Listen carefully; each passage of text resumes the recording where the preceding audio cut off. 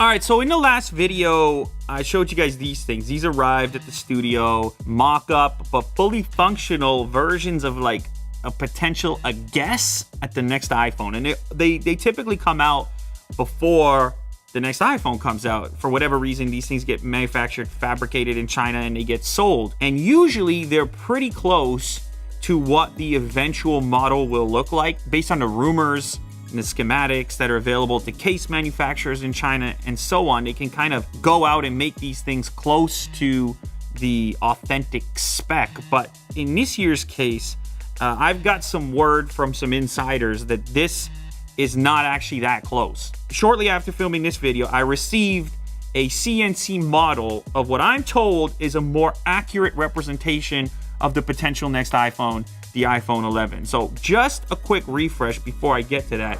This is an iPhone XS Max, and that's what the current camera module looks like.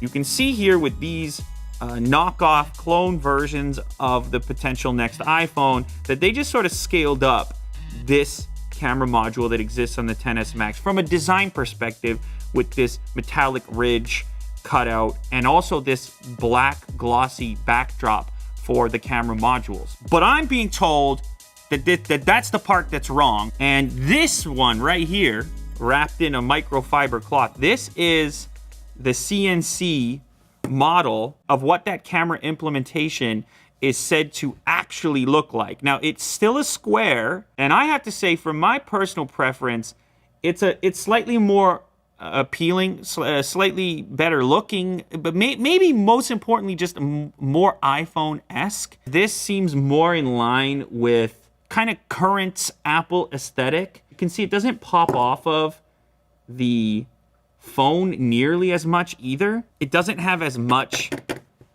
movement, like as opposed to this here, or even the current model.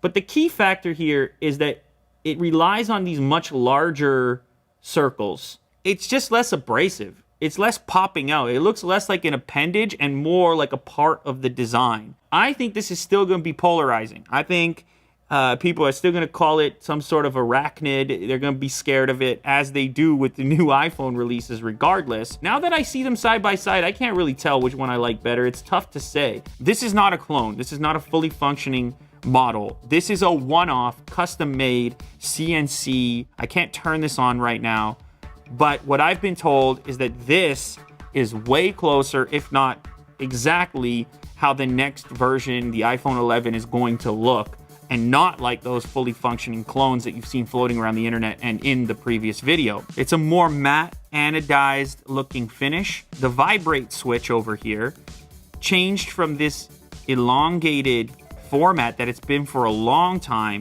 to this more iPad-esque circular switch. So this is the other rumor, the other change that doesn't show up on these clone models, but instead does show up on this CNC version, which is said to be closer to an accurate representation of the next iPhone. The SIM tray is a bit lower, and actually the power switch seems a bit lower too. Now, when it comes to accuracy in those departments, I'm a little skeptical myself, but I think the main takeaway here is that this camera implementation is the one you should probably prepare yourself for based on the information that I have access to right now. The other thing I noticed though is on the front of the device, the way these sensors are mapped, face sensors here, including the front-facing camera. If you compare that to the current version here, those holes are slightly larger and more defined. Now, part of that might just be the fact that it's a model.